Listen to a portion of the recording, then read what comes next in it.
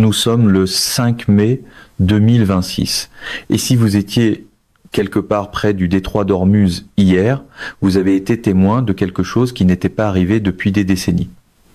Des hélicoptères d'attaque Apache de l'armée américaine et des Seahawks de la marine américaine ont opéré ensemble dans l'une des voies maritimes les plus disputées au monde. Ils sont arrivés en force et ont envoyé un message très clair au CGRI. La direction iranienne, en ce moment, peu importe qui elle est, dit au monde, et je veux que vous entendiez exactement comment elle présente les choses, que ces opérations de vedettes rapides étaient des mesures défensives de souveraineté. Elle affirme aussi que les actions américaines dans le détroit constituent une agression qui menace la stabilité régionale. Intéressant. Et que, selon leurs propres mots, nous ne faisons que commencer. Des présidents de parlement et des figures liées au CGRI en Iran promettent une dissuasion stratégique plus forte et des réponses asymétriques si les États-Unis poursuivent ce qu'ils appellent de l'aventurisme dans les eaux iraniennes. En réalité, ils ne font qu'ouvrir une voie maritime internationale et détruire le racket que vous imposez au monde entier. Mais oui, on peut appeler ça de l'aventurisme si ça vous aide à vous sentir un peu mieux. Notez bien cette date, parce que ce qui s'est passé ce jour-là dans le détroit d'Ormuz va être discuté dans les cercles militaires pendant très longtemps. Le chef du commandement central des États-Unis, l'amiral Brad Cooper, l'a confirmé directement lors d'une table ronde médiatique. Des hélicoptères Apache et Seahawk ont été envoyés tôt lundi matin. Et au moment où cette conférence de presse était terminée, 6 vedettes rapides d'attaque iranienne avaient été éliminées. Les 6 disparus. Et voici la partie sur laquelle je veux vraiment que vous vous arrêtiez. Avant qu'on entre dans le matériel, la doctrine et la partie d'échec stratégique qui se joue en temps réel. Le trafic maritime dans le détroit d'Ormuz est largement bloqué par l'Iran depuis le 28 février 2026, lorsque les États-Unis et Israël ont lancé des opérations militaires contre l'Iran et assassiné le guide suprême Ali Khamenei. Depuis ce moment, le CGRI a transformé le point d'étranglement maritime le plus critique au monde en racket d'extorsion personnelle. Et le 4 mai, l'armée américaine et la marine américaine sont entrées dans ce racket et l'ont fermé en quelques minutes. Mais parlons de ce qui s'est réellement passé, parce que voici ce qui est fou. Pendant que Téhéran rédigeait ses communiqués, des hélicoptères d'attaque A-64 Apache de l'armée américaine et des hélicoptères MH-60 Seahawk de la marine américaine étaient déjà en vol, déjà sur zone, et prêts à traiter les cibles. 6 vedettes rapides d'attaque iranienne, le cœur de ce que les analystes militaires appellent la flotte moustique de l'Iran, c'est le terme officiel à ce stade, et je l'aime assez, sont sortis sur l'eau le 4 mai. Aucune n'est revenue. Le commandant du CENTCOM, l'amiral Brad Cooper, a confirmé directement les frappes. Son évaluation: l'Iran déploie normalement de 20 à 40 de ses vedettes rapides d'attaque dans un essaim de harcèlement. Et c'est exactement ce que j'ai vu quand j'étudiais l'Iran dans les dossiers militaires américains. Cette fois, pourtant, seulement 6 se sont présentés.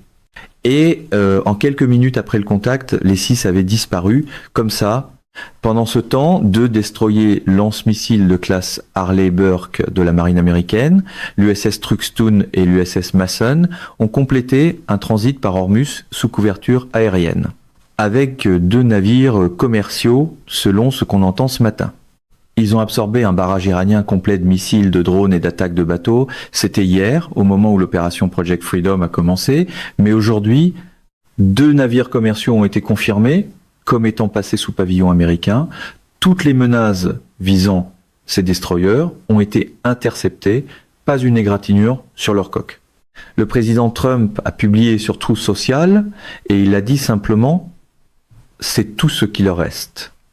En parlant de la flotte moustique, c'est la puissance maritime américaine à l'œuvre et les prochaines heures vont probablement redessiner toute cette confrontation. Et ensuite, c'est assez drôle. Al Jazeera, comme elle le fait, nous a donné du très bon contenu. Ils ont dit, l'Iran affirme que les forces militaires américaines ont tué 5 civils dans des attaques contre des bateaux de passagers. Oui, c'était simplement des bateaux de passagers. C'était juste le peuple iranien qui sortait pour jeter un coup d'œil aux destroyers américains. Ah, Ce sont des hélicoptères Apache, là. Oh, ça fait longtemps qu'on n'est pas allé à un spectacle aérien. Allons voir ça. Je veux dire, le CGRI, le fait qu'ils publient des choses comme ça et qu'Al Jazeera les mette en avant, je pense que ça nous montre un peu de quel côté penche Al Jazeera. Et cette vidéo date d'hier, au début de l'opération Project Freedom. L'Iran se débat essentiellement en essayant de faire tout ce qu'il peut pour continuer à semer le chaos avec ce qui lui reste. Mais il semble qu'un de leurs drones soit passé et frappé des installations énergétiques aux Émirats arabes unis, même si beaucoup d'entre eux ont été abattus. Nous allons entrer dans tout cela au fil de cette vidéo. Et voici la publication du président Trump sur Truth Social. Il a dit « L'Iran a tiré sur des nations non concernées à propos du mouvement des navires, Project Freedom, y compris un cargo sud-coréen. Il est peu être temps que la Corée du Sud vienne se joindre à la mission. Nous avons abattu 7 petits bateaux, ou comme ils aiment les appeler, des bateaux rapides. C'est tout ce qui leur reste. » Et il parle justement de la flotte moustique. Ensuite, nouvelle de dernière heure. Ce matin, le secrétaire à la guerre Pete Hegseth et le président du comité des chefs d'état-major interarmés, le général Kane, ont donné un point de presse sur l'opération Project Freedom et sur la possibilité que les hostilités reprennent à pleine échelle. Ce n'est pas une hyperbole, c'est le tableau de pointage. Et le tableau de pointage ne ment pas. Les États-Unis ont lancé l'opération Project Freedom le 4 mai, une opération de sauvetage et de stabilisation à grande échelle pour les navires et les équipages bloqués, avec pour objectif l'aide humanitaire et la restauration du commerce mondial. Pensez à ce que ça signifie réellement sur le plan humain. Environ 230 pétroliers chargés attendaient à l'intérieur du Golfe, des navires de dizaines de nations paralysés, des marins piégés en mer, des cargaisons qui pourrissent, des marchés de l'énergie en convulsion, des chaînes d'approvisionnement mondiales qui saignent, et l'Iran assis là, défiant le monde de faire quelque chose. L'Iran a qualifié l'opération de violation de sa souveraineté. Le ministre des Affaires étrangères Abbas Araghchi l'a rejeté comme Project Deadlock, en soutenant qu'une intervention militaire ne peut pas résoudre ce qui est au fond une crise politique. C'est une rhétorique remarquable venant d'un régime dont le principal levier diplomatique consistait à pointer des armes sur des porte-conteneurs. Des présidents de parlement iraniens et des figures liées au CGRI ont promis une dissuasion stratégique plus forte et des réponses asymétriques.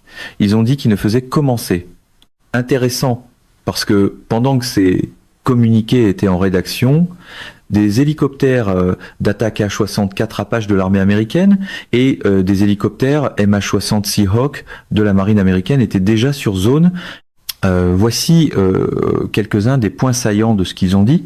Après l'annonce du cessez-le-feu, l'Iran a tiré sur des navires commerciaux 9 fois et ils ont tenté d'attaquer les forces américaines plus de 10 fois.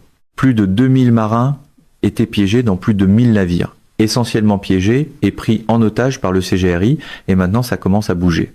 Donc l'opération Project Freedom est essentiellement une mission humanitaire pour libérer ces navires et sortir ces marins de là. Hier, au moment où cette vidéo était produite, l'Iran a attaqué Oman 1 fois et les Émirats arabes unis 3 fois. Mais ensuite, ces MA-60 et ces A-64 ont eu leur mot à dire. Opération Project Freedom, résumé rapide, 100 chasseurs synchronisés par la 82e division aéroportée. Les navires commerciaux vont sentir la puissance de combat américaine autour d'eux, en train de les protéger. 2 navires commerciaux américains ont traversé le détroit jusqu'à maintenant, au moment de cette conférence de presse du 5 mai. Et ensuite, apparemment, il y a des rapports sur des dauphins kamikazes. Alors, où sont ces dauphins kamikazes? Que font-ils? Et comment peut-on monter sur l'un d'eux? Je vais aussi décortiquer ça au fil de cette vidéo. Mais sérieusement, quelqu'un a vraiment posé cette question à la conférence de presse. Ils ont demandé quelle est l'histoire avec les dauphins kamikazes. Si nous avons des dauphins kamikazes, j'ai l'impression qu'on devrait simplement les lâcher complètement sur la flotte moustique de l'Iran. Pouvez-vous imaginer ça? Leur prochaine sortie de flotte moustique, ils sont tous dehors. Oui, allons-y avec nos A-47. Et soudain, 50 dauphins kamikazes juste Mais même si nous n'avons pas de dauphin kamikaze, nous avons quelque chose de proche. Et c'est l'hélicoptère A-64 Apache de l'armée américaine qui fait le travail sur place en frappant ces embarcations rapides d'attaque. Pourquoi font-ils ça, au juste? Eh bien, il y a des navires de 87 pays qui ont été bloqués ou harcelés depuis que le blocus de facto de l'Iran a commencé plusieurs semaines plus tôt. Le CENTCOM a déployé un dispositif sérieux pour le premier jour, et ce n'est que le premier jour qui a commencé hier. 2 destroyers de classe Harley-Burke, le Truxtun et le Masson, étaient les pointes de lance de surface. Au-dessus d'eux, un parapluie de couverture aérienne en couche, centré sur l'hélicoptère d'attaque AS-64 Apache de l'armée et les MS-60 Seahawks de la marine, en plus de 100 chasseurs et drones avancés engagés dans cette opération. La réponse de l'Iran a été immédiate, multicouche et orientée vers les proxys. Comme on le sait, c'est ce qui leur reste à ce stade. Ils ont lancé des missiles, notamment des missiles de croisière basés au sol, qui étaient des missiles anti-navires et qui ont aussi été abattus. Des drones aussi. Ils ont lancé ces essaims de vedettes rapides. Cette flotte moustique à l'extrémité sud du détroit d'Ormuz. Dans le manuel du harcèlement maritime, cela s'appelle l'essaimage. Plusieurs petits bateaux rapides et agiles attaquent simultanément sous différents angles. Ils tentent de submerger les défenses d'un plus gros navire, tirent à courte portée et se retirent avant qu'une réponse puisse être montée. En gros, ils harcèlent comme le ferait un essaim de moustiques. C'est une tactique que l'Iran a beaucoup répétée et c'est leur méthode de prédilection. Et voici le gros point. Ça n'a pas fonctionné et ils n'ont pu amener que 6 de ces bateaux. C'est quelque chose contre lequel nous nous sommes entraînés comme pilotes de chasse pendant des années en préparation du conflit avec l'Iran, en nous exerçant à mitrailler des bateaux. Même quand nous étions déployés en Afghanistan, nous faisions exactement ce cycle de préparation contre ces essaims de bateaux au cas où il fallait nous rediriger vers l'Iran. Mais les équipages Apache Seahawk étaient déjà prépositionnés précisément pour cette menace. Ils savaient qu'elle arrivait. Les hélicoptères ont engagé directement les vedettes rapides d'attaque. 6 bateaux ont attaqué, 6 bateaux ont coulé. Le CENTCOM a confirmé l'engagement. Chaque missile et chaque drone iranien dirigé contre les destroyers américains a aussi été intercepté. Le Truxtun et le Mason ont complété leur transit. 2 navires marchands battant pavillon américain ont également traversé le détroit avec succès, mais les médias d'État iraniens, précisément l'agence de presse Fars, qui est liée au CGRI, un mégaphone du CGRI, ont affirmé qu'un navire de guerre américain avait été touché par 2 missiles et forcé de battre en retraite près du port de Jasc. La réponse officielle du commandement central américain, pas sous notre surveillance, ce n'est pas arrivé. Donc, l'armée américaine a confirmé qu'elle avait coulé 6 vedettes rapides d'attaque qui ciblaient le transport maritime civil. Leur objectif était de cibler le transport maritime civil et la marine américaine et l'armée américaine sont intervenus pour dire « pas sous notre surveillance ». Les Émirats arabes unis, un partenaire clé des Américains, ont rapporté des frappes iraniennes de missiles et de drones contre une installation pétrolière de Fujairah, juste au-delà du détroit d'Ormuz. Les défenses aériennes émiriennes ont engagé 15 missiles et 4 drones. Un drone est passé et a déclenché un incendie, blessant 3 ressortissants indiens. Le président Trump, en mots assez clairs, a dit que toute autre ingérence iranienne pourrait faire en sorte que le régime soit, je cite, rayé de la surface de la Terre. Sa publication reconnaissait aussi les tensions entourant les efforts diplomatiques en cours, en notant que l'opération visait simplement à libérer des personnes, des entreprises et des pays qui n'ont absolument rien fait de mal. La journée s'est terminée avec des navires en mouvement, des coques américaines intactes et 6 bateaux de moins dans la flotte moustique de l'Iran. Et c'était pas n'importe quel bateau. Ils sont l'épine dorsale d'un type très précis de guerre que l'Iran a passé des décennies à perfectionner, et c'est la seule chose qui lui reste. Dans la prochaine section, nous allons tirer ce fil, puis je vais vous donner les 3 chiffres qui replacent toute l'affaire dans un contexte brutal. Donc la flotte moustique iranienne, c'est pas une blague, d'accord ? Soyons clairs dès le départ, il ne faut jamais sous-estimer la menace. Et la doctrine iranienne des petits bateaux est une capacité asymétrique réellement sérieuse que les planificateurs américains simulent depuis des décennies. Les embarcations rapides d'attaque utilisées par la marine du corps des gardiens de la révolution islamique, le bras naval de cette supposée garde révolutionnaire d'élite, sont conçues précisément pour ce genre de harcèlement. Des frappes éclairs dans des eaux confinées, peu profondes et géographiquement complexes. C'est ce qu'ils font. Ils ont aussi des tactiques où ils chargent ces embarcations d'explosifs et les transforment en bateaux sans équipage capable de mener des frappes de style kamikaze. Mais les États-Unis ont une arme spéciale pour contrer ça. Le Dauphin kamikaze.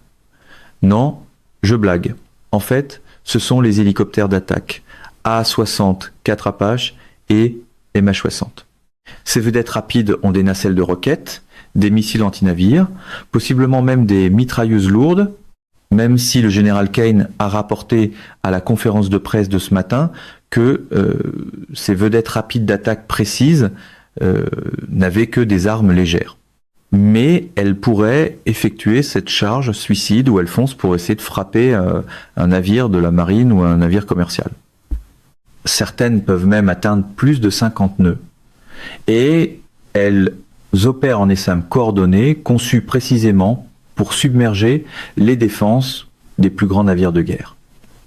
Mais voici le premier chiffre que vous devez connaître. 20%. C'est la part approximative du pétrole commercial mondial qui transite chaque jour par le détroit d'Ormuz. Si le détroit reste effectivement fermé ou contesté, les marchés mondiaux de l'énergie absorbent cette pression. Les prix de l'essence aux États-Unis ont évidemment augmenté.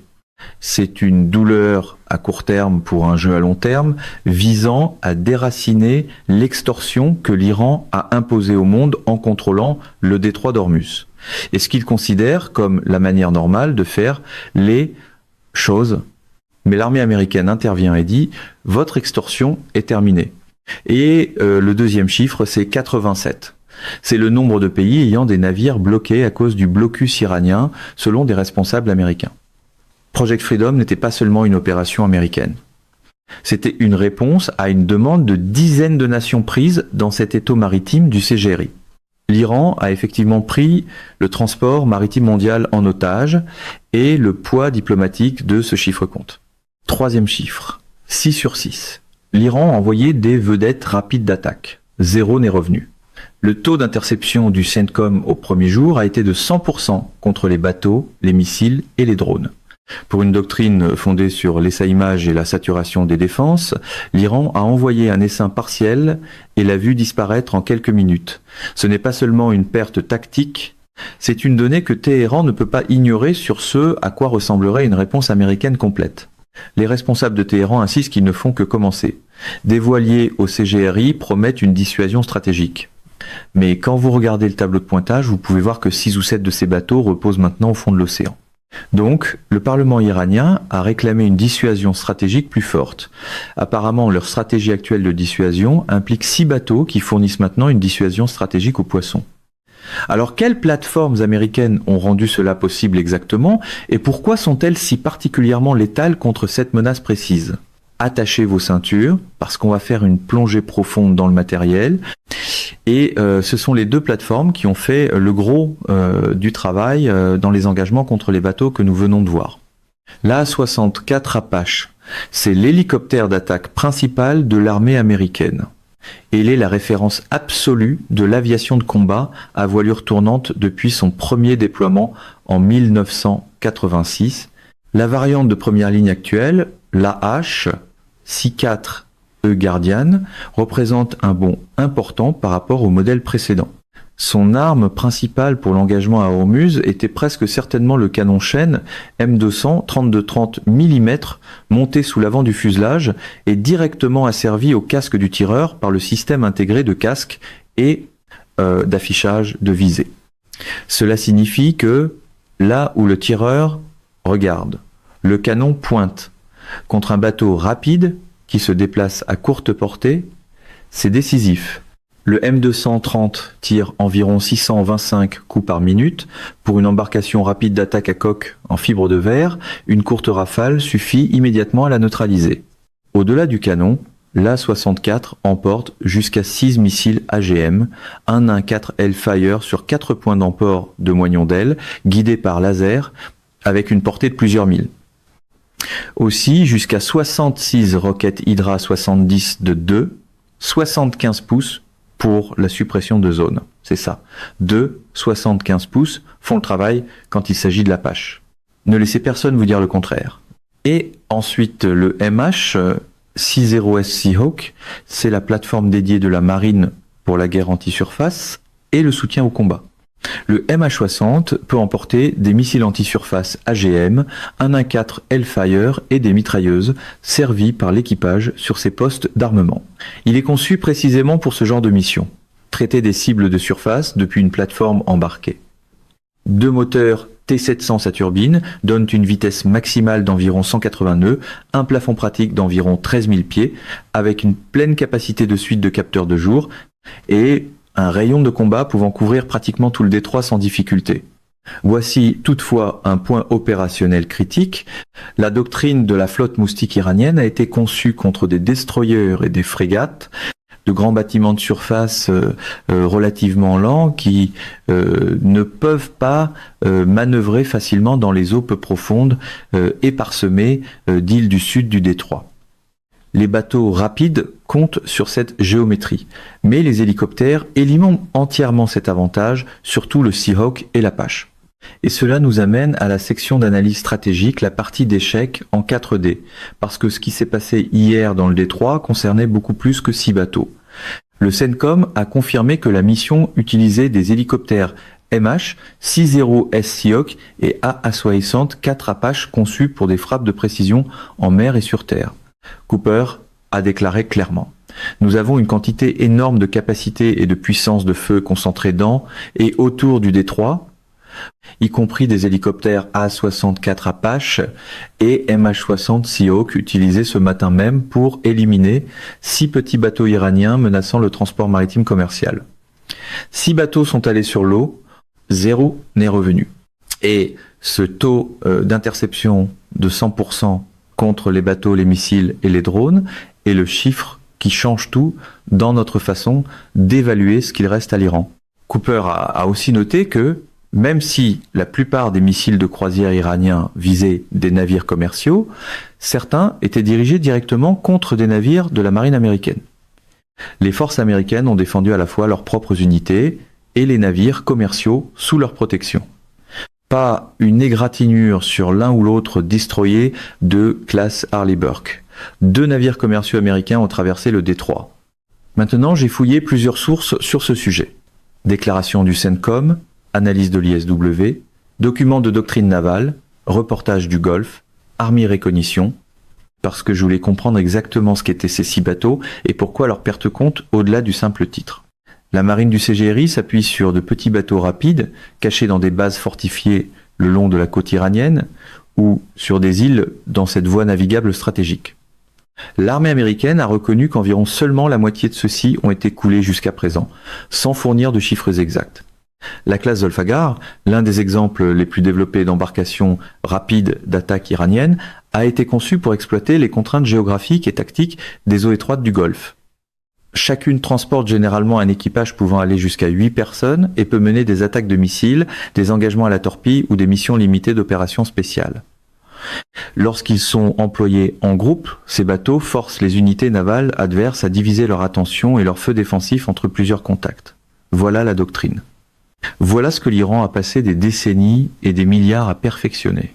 Essaimer, submerger, comprimer le temps de décision, réduire la distance avant qu'une réponse puisse être montée. Un bateau rapide filant à 50 nœuds peut réduire la distance rapidement dans l'étroit détroit d'Ormuz, forçant les commandants à classifier l'intention, protéger les navires marchands et éviter les erreurs d'identification en quelques minutes. Et voici ce que je veux que vous compreniez sur l'ampleur de ce que l'Iran a construit. En 2007, l'Office of Naval Intelligence américain estimait que le CGRI possédait une flotte de 1000 vedettes rapides en croissance.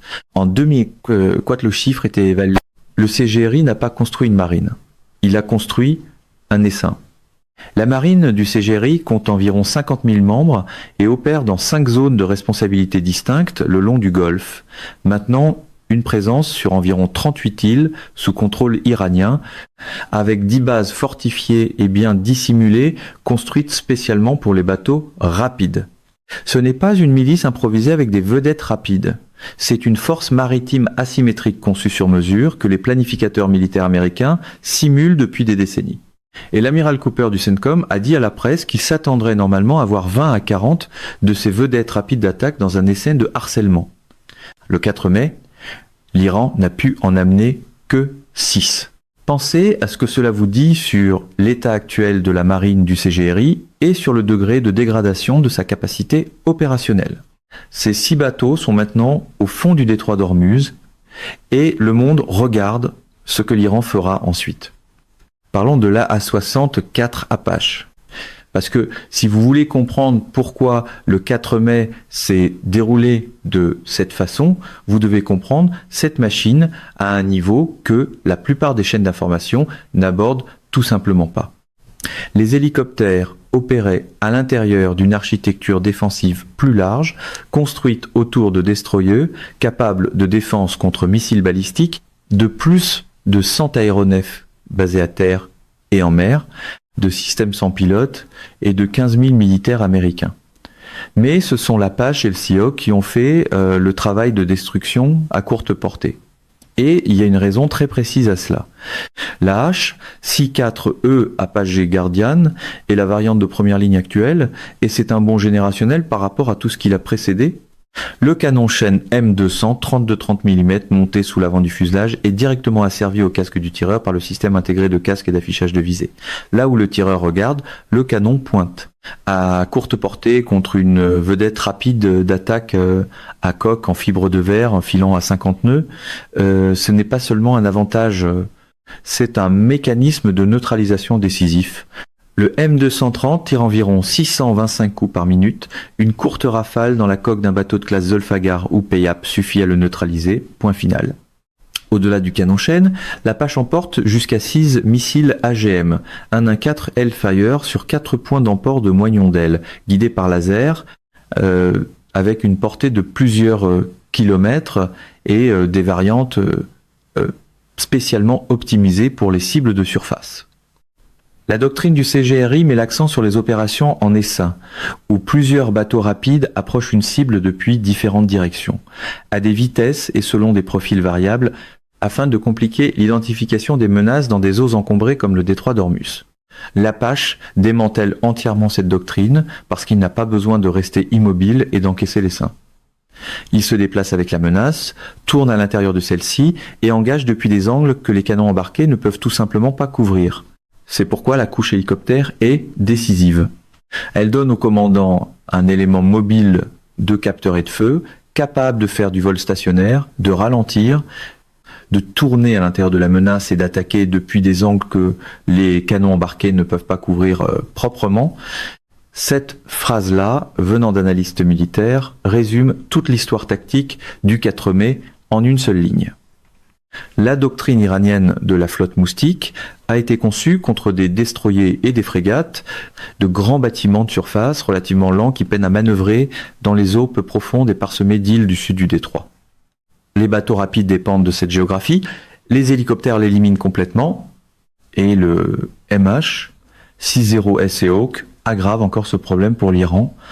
Opérant depuis des destroyers, des croiseurs, des navires d'assaut amphibies ou des porte-avions, le Seahawk peut étendre le périmètre défensif d'un navire de guerre au-delà de l'horizon, identifier des contacts suspects, guider les bâtiments de surface et attaquer de petites embarcations avant qu'elles atteignent la distance de lancement de roquettes, de mitrailleuses ou de missiles à courte portée. 2 moteurs à turbine, une vitesse maximale d'environ 180 nœuds, un rayon de combat qui couvre tout le détroit avec de la marge, une suite complète de capteurs de jour et de nuit. C'est un hélicoptère tueur de navire qui agit comme écran avancé pour les destroyers. Et l'Iran n'avait aucune réponse à cela le 4 mai. Maintenant, voici où cela devient stratégiquement important d'une manière qui dépasse largement 6 bateaux coulés. Le président américain Donald Trump a déclaré à plusieurs reprises que la marine régulière iranienne avait été presque entièrement détruite dans la guerre, mais que la marine du CGRI, une force distincte, reste opérationnelle et continue de menacer les navires dans le détroit d'Ormuz. Cette distinction compte énormément. La marine régulière iranienne, frégates, corvettes, sous-marins, est largement disparue.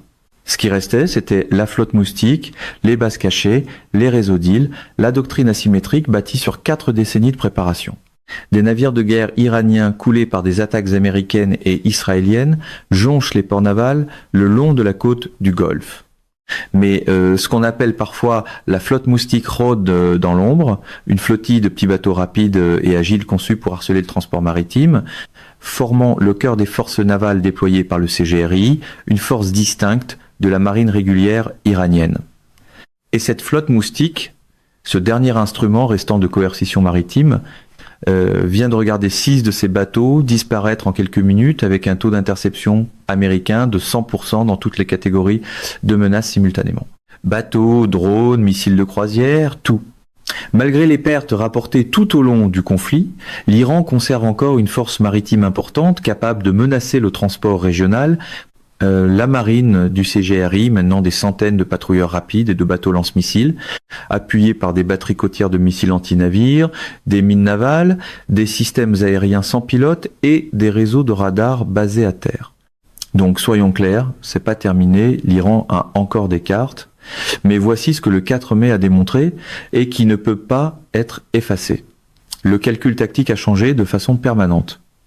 La déclaration de Cooper disait qu'il s'attendrait normalement à 20 à 40 petits bateaux iraniens, mais qu'il n'en avait vu que 6. Cela suggère que les frappes et la pression américaine ont dégradé l'activité maritime du CGRI sans toutefois éliminer la menace. L'Iran a envoyé une fraction d'un ESAM standard, et même cette fraction a été anéantie avant de pouvoir se rapprocher d'un seul navire marchand. À quoi ressemble un essaim complet face à cette architecture en couches composées d'Apache, de Seahawks, d'Arleigh Burke, de plus de 100 aéronefs et de 15 000 militaires? C'est le calcul posé sur le bureau de chaque commandant du CGRI en ce moment. Et ce calcul est exactement ce que Project Freedom était conçu pour imposer. Le détroit d'Ormuz gère environ 20% du pétrole mondial et du gaz naturel liquéfié. Avant les opérations américano-israéliennes contre l'Iran, environ 25% du commerce mondial de pétrole transporté par mer et 20% du GNL mondial y passait chaque jour. Chaque jour où cette voie maritime reste fermée, l'économie mondiale absorbe la pression, les prix de l'énergie grimpent, les chaînes d'approvisionnement se fracturent. Des pays en développement qui n'avaient absolument rien à voir avec ce conflit paient le prix à la pompe et à l'épicerie. C'est ce que faisait l'Iran. C'est ce qu'ils appelaient la souveraineté. Et le 5 mai 2026, 2 navires commerciaux américains ont traversé le détroit sous couverture aérienne de combat américaine. C'est pas seulement un résultat tactique, c'est un signal envoyé aux 87 nations ayant des navires bloqués dans ce corridor. La marée, littéralement, est en train de tourner. La question maintenant, c'est ce que l'Iran fera avec l'information selon laquelle son dernier instrument viable de levier maritime vient de recevoir un taux de destruction de 100% en plein jour. La pression interne va-t-elle fracturer davantage le régime? L'évidence sur le mur va-t-elle enfin les amener à une table de négociation avec des conditions qui veulent réellement dire quelque chose? L'administration Trump a lancé Project Freedom dans un contexte diplomatique très précis, montrant au régime iranien qu'il n'a désormais plus de carte en main concernant le détroit d'Ormuz. Ah, vos petits missiles de croisière le long de la côte? Mignons. Ils sont partis. Ah, vos essais moustiques d'attaque rapide? Ils sont partis. Ah, vous lancez encore des attaques contre vos partenaires du Golfe? Eh bien, à peu près tout cela a été abattu, sauf un, montrant à Téhéran que, fondamentalement, son empire du mal commence à s'effondrer dans sa capacité à menacer le monde. Et les jours où il utilisait le détroit d'Ormuz comme son dernier domino tirent à leur fin, et c'était leur plus grande position de négociation, pratiquement tout ce qu'ils avaient. Donc, une fois que cette liberté de navigation sera assurée, nous verrons probablement quelques autres de ces embarcations rapides d'attaque se faire éliminer. Une fois que cela se poursuivra pendant un certain temps, l'Iran verra probablement l'évidence sur le mur. Est-ce que cela provoquera une fracture interne du régime? Est-ce que cela les amènera à la table avec un accord qui a réellement du sens? Nous verrons comment tout cela se déroulera.